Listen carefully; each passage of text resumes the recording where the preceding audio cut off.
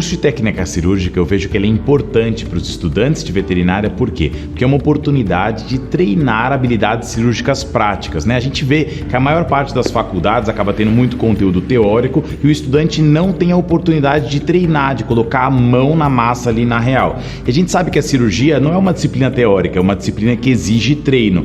E é isso que eu sinto que os estudantes vêm fazer aqui com a gente: treinar, treinar e treinar. O veterinário que já é formado vem para o curso de técnica cirúrgica para conseguir lapidar informações que ele já tenha, pegar novas informações de forma rápida, detalhada e conseguir treinar de forma prática tudo aquilo que ele ou não faz por insegurança ou que ele quer aprender a fazer para começar a trabalhar de uma forma nova dentro da sua rotina. Como pessoas da minha cidade passaram, que o curso foi sensacional, maio de 2022, falaram, eu já comecei a correr atrás, mandei mensagem pro pessoal, incomodei muito o pessoal da secretaria, fiz a matrícula, carreguei 5 amigos meus comigo pra cá e essa parte é muito emocionante porque foi difícil estar aqui. Desculpa, mas é bobeira para alguns, mas é realmente a realização de um sonho para mim. Eu tô nesse sonho desde maio, como dito, e quando chegou janeiro que eu falei, chegou, é agora. E falei, eu consegui, porque às vezes questão financeira, né, da gente estar em outro lugar, eu sou do Rio, então vir para São Paulo em outro lugar, mas deu tudo certo, então o sonho se realizou, concretizou, eu formei na técnica, intensivo de técnica cirúrgica, tá aqui e se eu fosse vocês, eu vinha também, porque vale muito a pena e eu tô falando de todo o coração, tá, gente? Eu tô me sentindo muito mais segura para poder fazer agora as técnicas que eu aprendi aqui. Formei!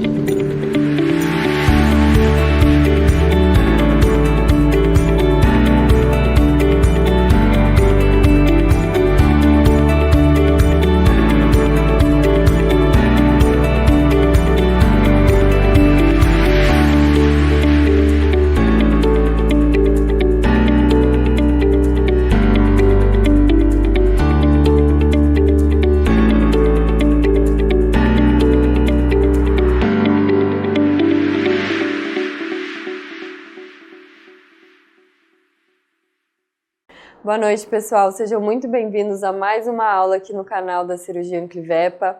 Eu sou Yasmin e estarei na noite de hoje com vocês. Antes de iniciar o nosso tema de hoje, eu gostaria de pedir para vocês curtirem esse vídeo, compartilharem com os colegas e deixarem seu comentário aqui embaixo. Bom, antes de iniciar, vou me apresentar para quem não me conhece. Eu sou Yasmin, sou médica veterinária cirurgiã especializada pela pós-graduação de cirurgia de tecidos moles aqui na Anclivepa São Paulo. Fiz o aprimoramento, a residência também pela Anclivepa São Paulo, no Hospital Público da Zona Leste, e também realizei diversos cursos na área de cirurgia avançada, microcirurgia, cirurgia urológica, realizei o curso avançado de cirurgia aqui também na Anclivepa e atualmente atuo como preceptora do Hospital Público e como instrutora nos cursos avançados da Anclivepa São Paulo. Na aula de hoje, nós vamos discutir um pouco sobre o passo a passo para a preparação e esterilização dos materiais cirúrgicos. E esse tema é muito importante tanto para quem já opera, tanto para cirurgiões veterinários, quanto para estudantes, enfermeiros, veterinários, de forma geral, porque é importante que todos nós saibamos como faz essa preparação, como realiza a esterilização e a preparação da maneira mais adequada possível para que a gente minimize e evite a contaminação cruzada em hospitais e clínicas veterinárias. E falando um pouco do preparo dos materiais, de uma forma introdutória do tema da aula de hoje, é falar sobre a etapa de limpeza. A limpeza é a etapa mais importante e crucial para garantir a esterilização posteriormente do processo todo da limpeza dos equipamentos e instrumentais cirúrgicos. Porque qualquer resquício, qualquer falha na limpeza acaba impedindo a esterilização do material cirúrgico. De que forma? Sujeira como sangue, gordura, atua como fatores de barreira para micro-organismos se protegerem, vamos dizer assim, e acabar formando um biofilme nessa região dos equipamentos e não acontece a esterilização. Mesmo agentes químicos, físicos, não conseguem posteriormente realizar essa esterilização em autoclave, né, se a gente tem resquício de sujeira, sangue ou gordura. Então é muito importante que o preparo dos materiais, que essa etapa de limpeza seja feita de forma rigorosa e que a gente siga a descontaminação para que a gente reduza ali a manipulação do material contaminado e, consequentemente, garanta a esterilização. Falando um pouco sobre a sala de lavagem e esterilização desses materiais e equipamentos cirúrgicos, é muito importante, crucial, que seja de fluxo unidirecional, ou seja, a gente precisa ter uma área suja, que é a área de recebimento do material cirúrgico após o procedimento cirúrgico. Logo em seguida que termina o procedimento, a gente precisa receber esse material na área suja, realizar a lavagem, retirada do material de forma grosseira, né, com o detergente enzimático, que eu vou falar mais em frente à aula. A área limpa posteriormente para realizar a secagem, conferência do material e posteriormente a embalagem. E a gente vai discutir sobre os tipos de embrulho, os tipos de embalagem, caixas cirúrgicas e o que é indicado em cada caso. E a área de esterilização, ou seja, que a gente encontra a autoclave, esteriliza o material e posteriormente armazena esse material em um armário fechado e próprio para materiais somente estéreis, ou seja, a gente não pode ter materiais que não sejam estéreis nesse armário de armazenamento, porque pode comprometer os nossos embrulhos, os nossos materiais cirúrgicos estéreis. Então é importante que a gente tenha uma pia para lavagem com uma bancada para secagem, a secagem de forma ambiente ou com um secador próprio para isso. Posteriormente, a autoclave e um armário fechado. Esse serviço ele pode ser terceirizado, tá, pessoal? Então, muitas vezes, os profissionais que atuam nessa área de cirurgia ou até que têm donos de clínica, eles podem terceirizar esse serviço, desde que tenha um contrato e um convênio legalmente habilitado, seguindo todas as normas do CFMV. Então é muito importante que siga rigorosamente esse passo a passo e que tenha sempre tudo documentado para que a gente tenha esse controle de esterilização e de limpeza. Aqui mostrando, pessoal, justamente o que eu falei da área limpa e área suja, né, do fluxo unidirecional. Então que seja nessa ordem, a área de recebimento, a lavagem aqui na pia, a bancada para secagem dos materiais, aqui tem uma seladora para caso seja necessário selar o embrulho, no caso de papel grau, aqui a área da bancada com autoclave e aqui a área de estocagem, né? Isso é um exemplo de como seria uma sala de preparo de materiais cirúrgicos. Aqui a autoclave e aqui o armário para estocagem dos materiais cirúrgicos estéreis com uma porta para manter sempre fechado. Aqui outro armário exemplificando essa estocagem dos materiais cirúrgicos já esterilizados, então é muito importante também que separe eles, né? Então separe o embrulho com o embrulho adequado, né? Então você vai colocar, por exemplo, caixas cirúrgicas junto com caixas cirúrgicas, papel grau junto com papel grau, né? Isso tudo estéril. Porque se eu coloco uma caixa cirúrgica em cima de um material que está no papel grau, acabo correndo o risco de amassar esse papel grau e comprometer o meu material cirúrgico esterilizado, né? E comprometer essa esterilização. Além disso, tem materiais que a gente não pode reesterilizar ou não pode esterilizar em autoclave, porque eles têm outro método de esterilização. A gente tem vários métodos de esterilização.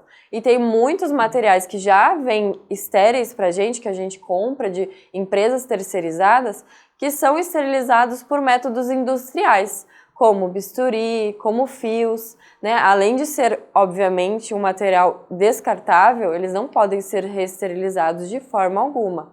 Gases estéreis esse tipo de material e aventais podem ser esterilizados em autoclave, desde que seja em embrulho adequado e que não seja reutilizado, claro, que eles são descartáveis. Então, no caso de aventais de TNT, de SMS, desse tipo de material, são considerados materiais descartáveis, gases, compressas, então não é recomendado que se reutilize. Aventais como aventais de algodão, que não são descartáveis, eles podem ser esterilizados, mas tem que ter muito cuidado com o que eu falei no início da limpeza, né? Então, se é um material que sujou de sangue, que teve algum contato com secreções corpóreas, é muito importante que faça a limpeza adequada. Se for um material reutilizável, é claro. Se for um material descartável, a gente vai descartar e adquirir outro novamente.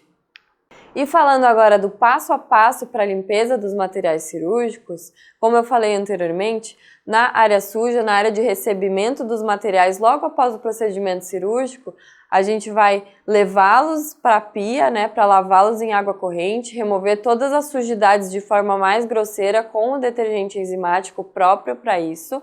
O próprio nome já diz, né? Ele tem uma ação desencrostante, uma ação enzimática de lipases e amilases que atua removendo de forma mais eficaz essas sujidades, essas secreções corpóreas. Então é muito importante que utilize esse detergente na hora da lavagem. Posteriormente, a limpeza com água corrente e com a buchinha específica para isso, a gente vai colocar esses materiais cirúrgicos na lavadora ultrassônica, que é esse equipamento que eu estou mostrando aqui na foto, e o ultrassom, ele atua como um potencializador do detergente enzimático. Então é muito importante e essencial utilizar essa lavadora ultrassônica. Então você vai deixar ali 5, 6 minutos, ela vem com uma programação específica, a própria lavadora ultrassônica, você vai deixar ali de molho, né, no ultrassom com o detergente enzimático numa medida adequada que é recomendada. Em imersão esses materiais, posteriormente você vai encaminhá-los, esses materiais, novamente para fricção manual com o auxílio de uma bucha específica, uma esponjinha ou uma escovinha específica para isso em água corrente e água morna e corrente para o enxágue desses materiais. É importante que tire totalmente o detergente enzimático e enxague bem esses materiais. Para secagem, a gente vai preferir sempre fazer essa secagem de forma ambiente, ou seja, ao natural. Então você vai colocar compressas cirúrgicas ali ou um próprio escorredor próprio para isso. Você vai deixar o material cirúrgico escorrer, secar de forma ambiente ou utilizar um secador próprio para isso. Existem secadores que são próprios para materiais cirúrgicos também, para realizar a secagem. O material nunca pode ir molhado para autoclave, ele precisa ir totalmente seco. E aí, posteriormente, a gente vai fazer o embrulho, posteriormente a essa limpeza. Então, aqui mostrando para vocês, pessoal, uma lavadora ultrassônica com os materiais cirúrgicos já submersos em água filtrada e detergente enzimáticos para ficar ali um tempo de molho para depois, posteriormente, na água corrente aqui, a gente fazer a fricção manual novamente para remover completamente as sujeiras de forma mais eficaz. E qual detergente utilizar? Posso utilizar um sabonete comum? Posso utilizar um detergente neutro? Essa tabela é muito importante para que vocês entendam o porquê que a gente não pode usar qualquer sabonete para limpar os materiais cirúrgicos. O sabonete comum, por exemplo, ele não é recomendado para instrumentais, ele é recomendado para limpeza e higiene pessoal. O detergente neutro até poderia utilizar para limpeza dos materiais, porém ele não substitui um detergente enzimático. Como o nome já diz e como eu falei, o enzimático ele atua como uma ação enzimática nas células ali, no sangue, no resquício de sangue que fica. Então ele remove com mais eficácia todas as sujidades que ficam após um procedimento. O detergente neutro ele serve mais como uma pré-lavagem, ou seja, não substitui o fator de ter que usar um detergente enzimático posteriormente. O clorexidina desgermante também não é recomendado, porque ele é próprio para antisepsia da pele. E o detergente enzimático é altamente recomendado, porque ele remove eficazmente as sujidades sem danificar os instrumentais cirúrgicos. Então, como eu falei, os enzimáticos eles têm ação de enzimas, como lipases, amilases, que promovem essa limpeza de forma mais eficaz. Não enzimáticos, desde que seja um detergente de baixa alcalinidade, porém é como se fosse uma pré-lavagem, ou seja, antes da lavadora ultrassônica, não substitui a necessidade do detergente enzimático de qualquer forma. E a caixa cirúrgica, pessoal? Com relação à caixa, é muito importante que essa caixa seja furada, tanto na tampa quanto no corpo da caixa. Por quê? Porque geralmente a esterilização por autoclave é por vapor úmido, ou seja, o vapor ele precisa passar por baixo e por cima, e sair por cima, para garantir essa esterilização de forma mais eficaz. A caixa fechada, ela não é recomendada, porque ela não tem esses furos, e aí normalmente o material costuma ficar úmido, e isso pode predispor à contaminação e à proliferação de bactérias, ou não esterilizar da maneira mais adequada. Aqui alguns exemplos de embrulhos que a gente pode utilizar para embrulhar os equipamentos, os materiais cirúrgicos, como pano de algodão, ou até TNT, papel grau, esse papel pardo aqui, também são alguns tipos de embrulhos. O papel, que é esse aqui, o papel pardo, ele é menos utilizado. Ele não é muito utilizado hoje porque ele é menos eficaz com relação à esterilização, é mais barato e não é impermeável. É muito importante que o material que você utilize seja impermeável, né? Porque ele não passe a água. Se molha, ele não se desfaz ou não passe a água por baixo, né, para não ter contaminação, para garantir essa esterilização. O papel ele tem que ter pelo menos 2 camadas, nesse caso ele seja utilizado, mas sinceramente não tem motivo para utilizar hoje em dia, porque tem outros embrulhos muito melhores, como o papel grau. Panos, por exemplo, panos de algodão, brim prensado ou algodão, ele tem maior custo porque ele é reutilizável, pode ser reutilizável e pode ser descartável, como TNT de alta gramatura ou SMS, por exemplo, que também é um tipo de embrulho. Ele tem maior resistência. Aqui mostrando para vocês como que seria a embalagem desse pacote de instrumental. Então, é muito importante que siga um passo a passo de embrulho de uma maneira que quando a gente for abrir esse material, a gente não contamine o conteúdo interno, né? Então, por exemplo, se eu vou embrulhar uma caixa cirúrgica e o meu embrulho é o próprio pano da mesa auxiliar, eu preciso embrulhar de uma maneira que no momento da abertura desse material, eu não encoste no conteúdo interno ou eu não encoste na superfície que o cirurgião já paramentado vai encostar. Então isso é muito importante. Já os envelopes como o papel grau, além de ter uma estética boa, a gente conseguir ver por transparência os materiais cirúrgicos lá dentro, conseguir ver os indicadores químicos dentro do material, eles também têm uma duração longa, porém não permite reutilização, são descartáveis, o que é muito positivo na área de cirurgia, nessa área que a gente preconiza, né, a esterilização e a boa qualidade dos materiais cirúrgicos. Nesse caso, ele tem muito melhor custo-benefício. Tem vários trabalhos que compara o papel grau com materiais reutilizáveis, como o algodão ou o brim prensado. E o trabalho concluiu que o envelope, o papel grau, acaba sendo mais barato, menos custo do que o brim ou materiais reutilizáveis, nesse caso de embrulhos.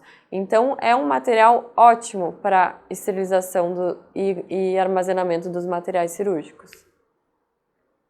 Aqui mostrando como que é o papel grau, tem de vários tamanhos, eles vêm em bobinas assim, ou até envelopados.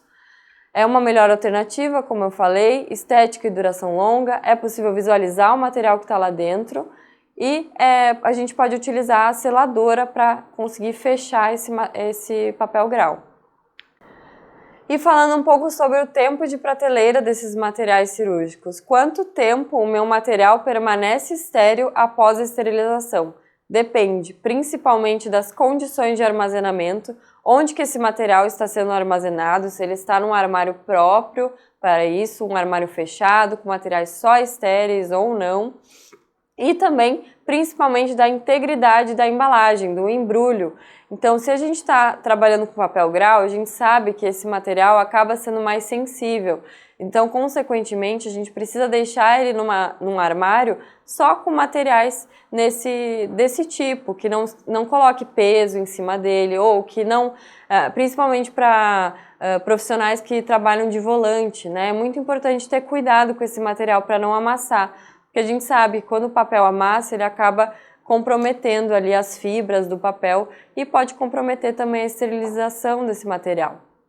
Para papel, a gente tem em literatura uma média de 6 meses, panos duplos 1 ano, plásticos 1 ano, mas não vamos se fixar nessas datas de validade. A gente precisa sempre avaliar onde ele está armazenado e a integridade da embalagem. São primordiais para que a gente saiba, assim, com relação à validade. Se a gente tem dúvida, esteriliza de novo, faz o processo de novo. Além disso, na embalagem não vai haver uma data de validade, porque depende muito da integridade do embrulho, da condição de armazenamento, como eu falei. A gente vai colocar no embrulho a data da produção e quem produziu, além do lote. Então isso é muito importante que a gente tenha esse controle documentado. Além de escrever ali no embrulho, é importante a gente documentar também quando foi esterilizado, o que foi esterilizado e quem produziu.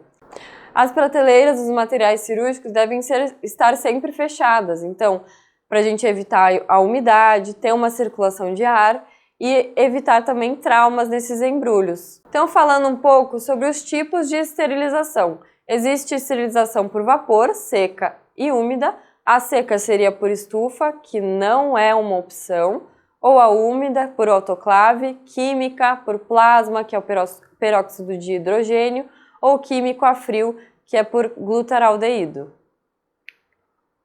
Aqui exemplificando como que são esses equipamentos. Aqui é uma estufa, gente.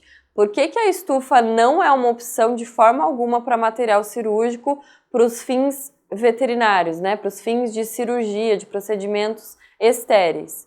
Porque a estufa é seca, né? Um vapor seco. Então ela não permite que seja colocado em embrulho. No momento que a gente coloca em embrulho, ela pega fogo. Então ela não tem indicação no nosso caso.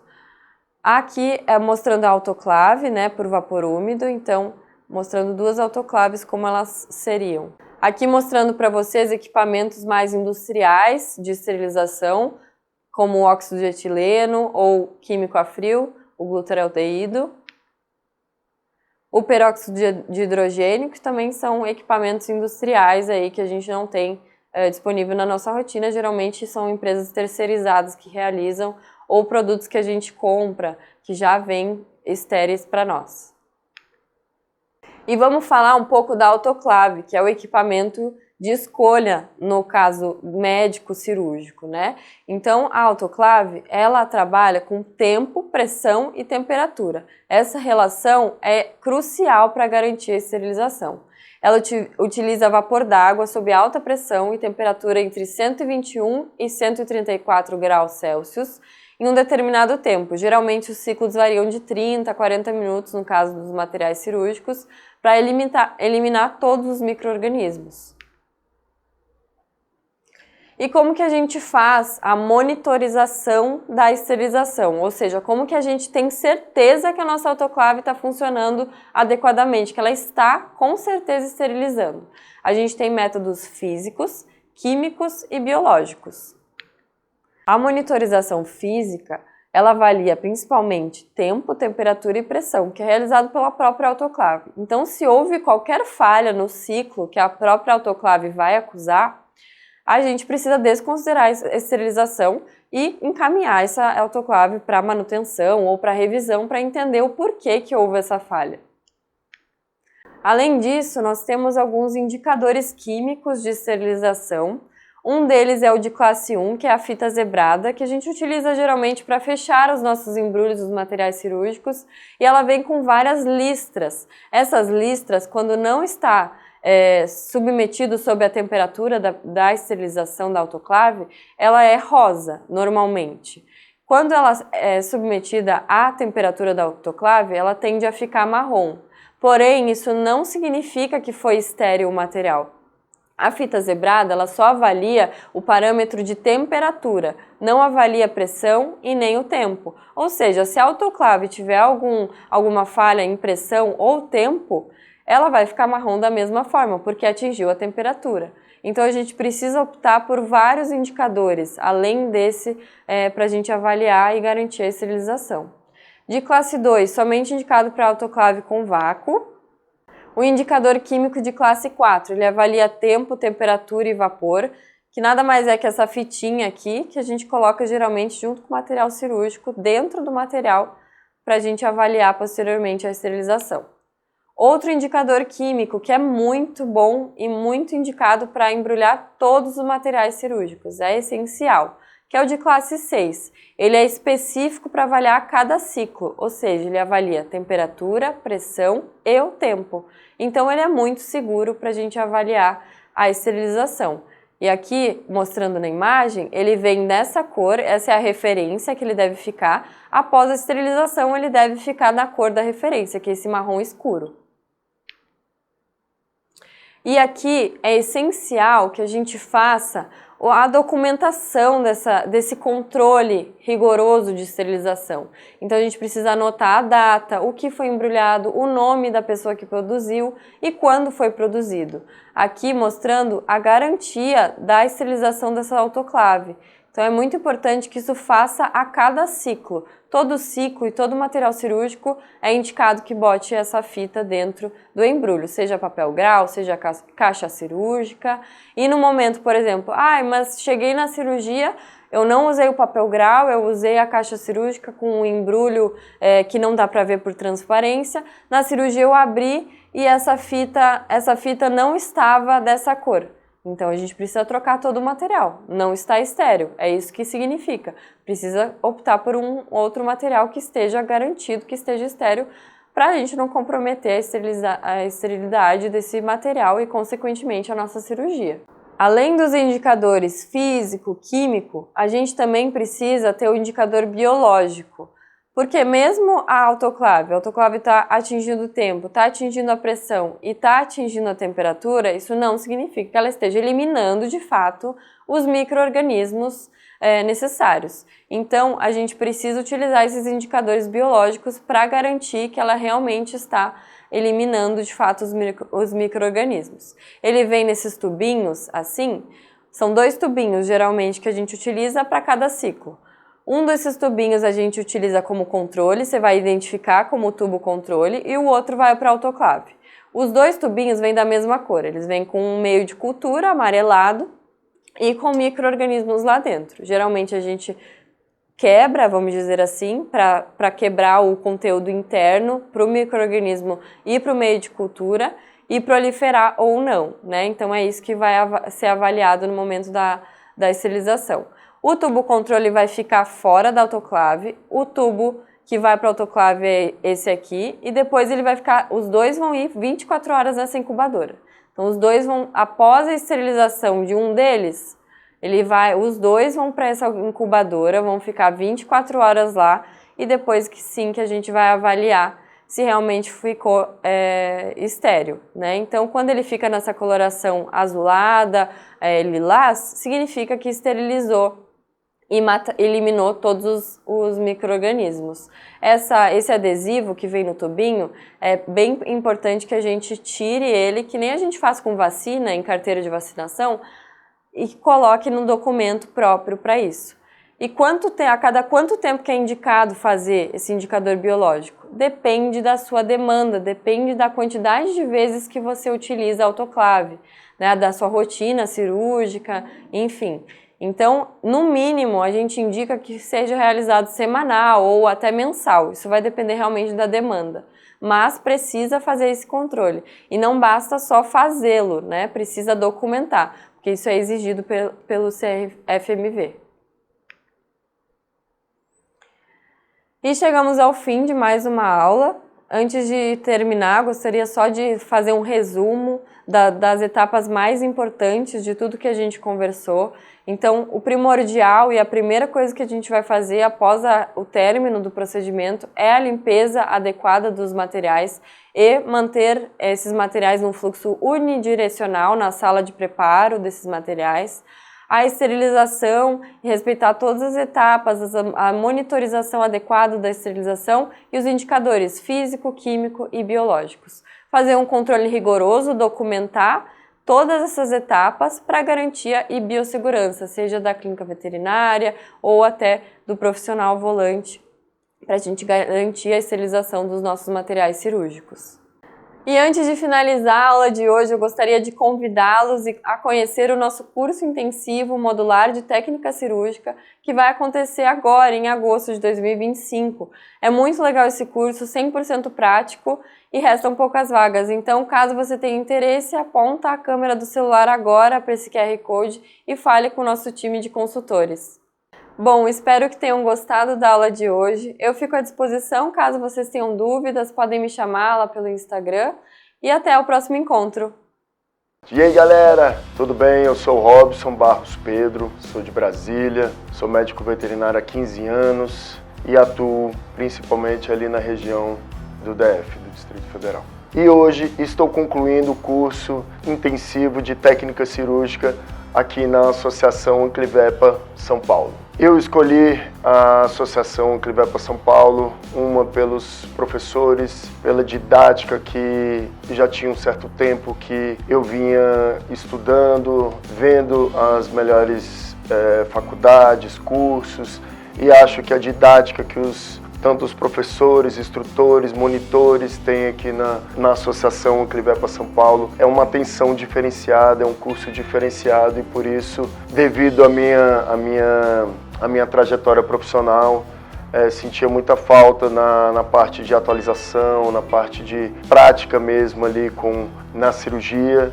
e optei pela associação justamente por ter esse diferencial, por conseguir ministrar tanto na parte teórica quanto na parte prática a vivência que o médico veterinário precisa no seu dia a dia. Eu conheci a Associação Anclivepa São Paulo há muitos anos atrás, ali nos congressos que tinha paulistas de clínicos veterinários e sempre tive uma afinidade muito boa com a instituição e hoje estou conseguindo efetivar um sonho que é estar dentro da Associação Anclivepa São Paulo e vivenciar a rotina, tanto na prática quanto na teoria, da cirurgia em si.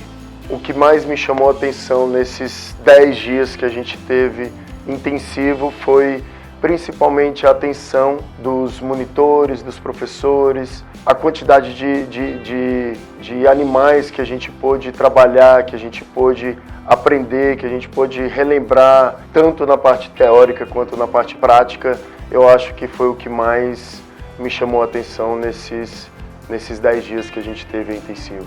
Extremamente recomendo esse curso, tanto para médicos veterinários recém-formados, quanto para médicos veterinários já experientes, para moldar, para a gente ver o que a gente pode estar melhorando no nosso dia a dia, na nossa rotina, atualizar principalmente, sempre baseado ali no que a literatura diz, e eu acho que esse é o principal diferencial que os professores estão conseguindo trazer com esse curso intensivo.